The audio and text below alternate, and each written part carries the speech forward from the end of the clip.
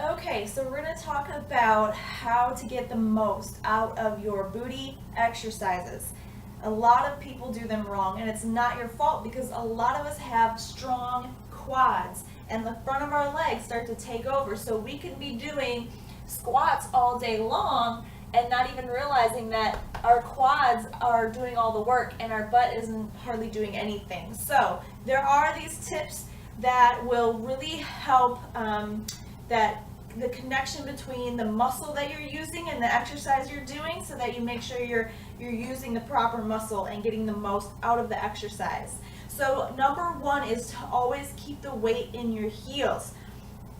When you lean more towards your toes, you're going to activate your quads. When you lean back onto your heels, you're going to activate your hamstrings and your glutes. So whenever you're doing squats, lunges, sumo squats, step ups, back lunges, side lunges, any type of leg exercise, keep the weight in your heels. And one way to do this is to always lift your toes up inside of your shoes. All right, so when you're doing your squats, make sure your toes are lifted up inside of your shoes. It's going to make you feel like you're going to fall, and that's a good sign. That's a good sign that you are using proper form. So same thing with your lunges. When you come forward, you don't want to come up onto your toes. You want to keep the weight in your heel. So when you come forward, come down and lift those toes up inside of your shoes to transfer the weight onto your heel. Same thing if you step backwards. Make sure that you lift the toes up in your front foot and all the weight is pushing through your heel. When you're doing sumo squats, again, lift those toes up, keep the weight in your heels. Keep your toes lifted. It's going to transfer the weight. Same thing with deadlifts. So when you're doing deadlifts, you want to lift those toes. Weight is in your heels. Also, when you're on the ground and you're doing hip raises, lift your toes up. Focus on pushing through your heels.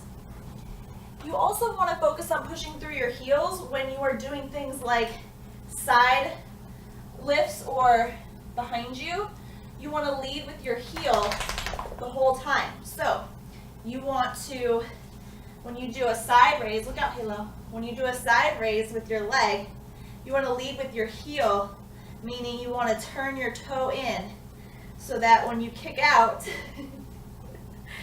no Halo, move your butt. So when you kick out, your toes pointed in and you're leading with that heel. Okay, so make sure your toes aren't out, they're not straight, but they're pulled in, and you're leading with your heel.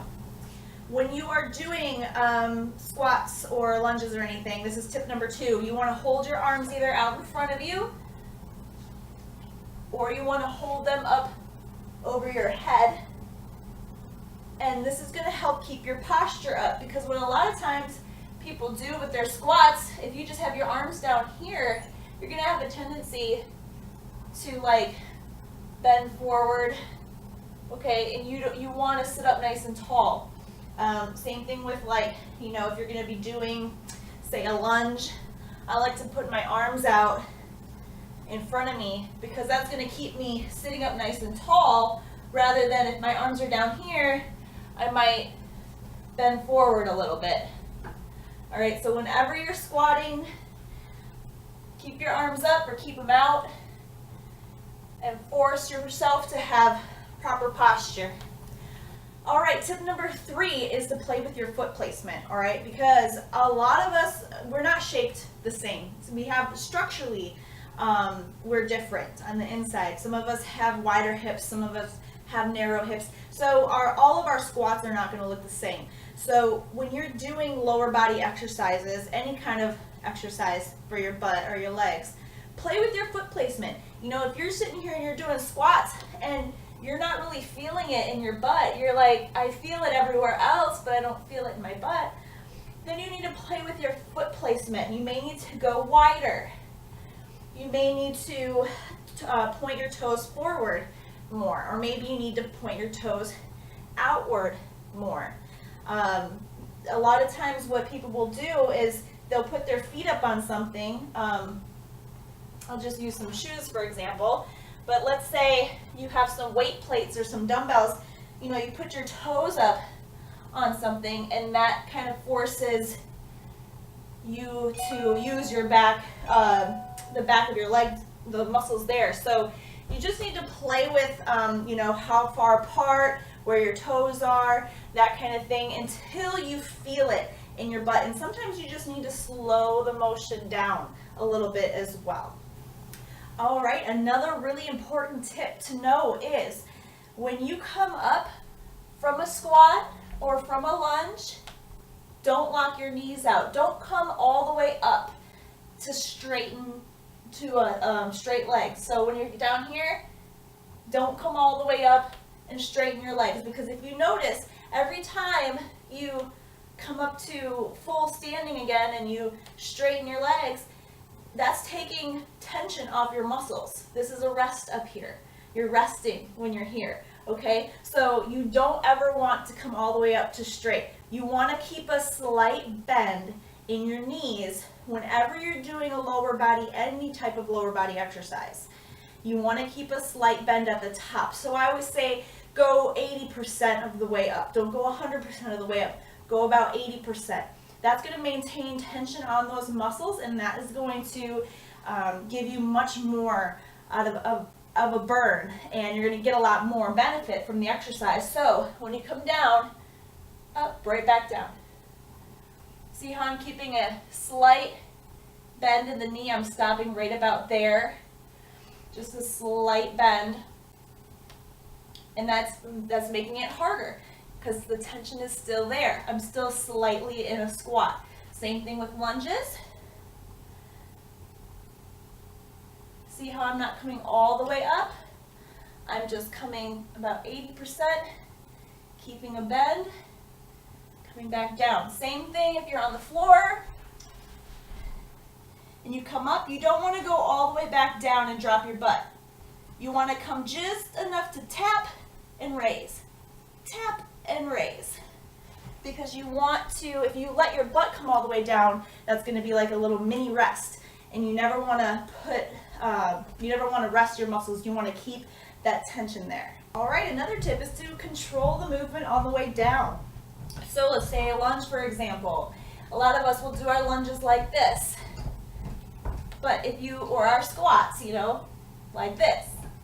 But if you control the movement on the way down and go slower, say for a count of 3 or 4, 1, 2, 3, up, 1, 2, 3, up, 1, 2, 3, up, 1, 2, 3. You're going to notice, of course it's harder, but you're going to be having to activate more muscle fibers because you are increasing the time under tension. So anything that you're doing, whether it's standing or sitting, or let's say you're going to do some kickbacks, you know, going slower with the movement, because it's not always just about the squeeze at the top, it's also about coming back down. All right, tip number 6 is to go heavy, heavy, heavy. And I know that you're going to hit a certain point if you're working out at home and all you have is what you have at home. But at some point, you're going to have to go heavier. So if you want to build muscle, okay? So if you do have access to the gym, I really recommend that you use some of the machines, like the leg press and the Smith machine, to help you squat heavier. But go heavy. When you're trying to build muscle, you want to build mass. I mean, if you're looking to build a butt, like, you want to build mass, you want to build muscle. So make sure that you're lifting heavy to the point where you can only get out about 6 or 8 reps.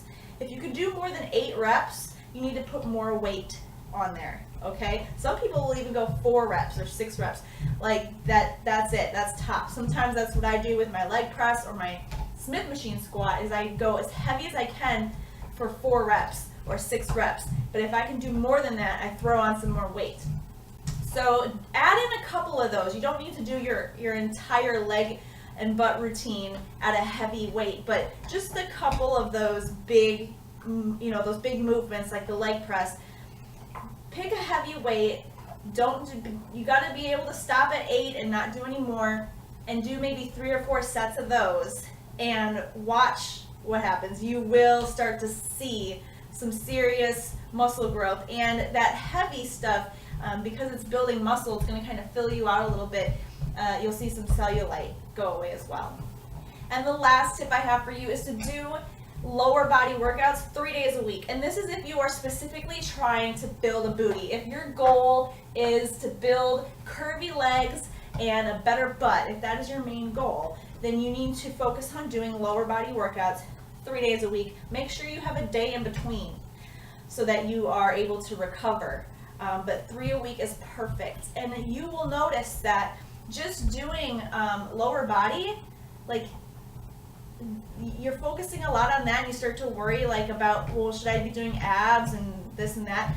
Your lower body holds the biggest muscles in your entire body. So the more muscle you have, the higher your metabolism is going to be. So when you work on building your lower body up, you're going to naturally become more of a fat burning machine, because the more muscle you have, the more fat your body burns when you're at rest. So you want to have a muscular lower half, and not in a big way, ladies. You cannot bulk up. Don't worry about bulking up. That is a myth. You can only do that if you're taking steroids or something.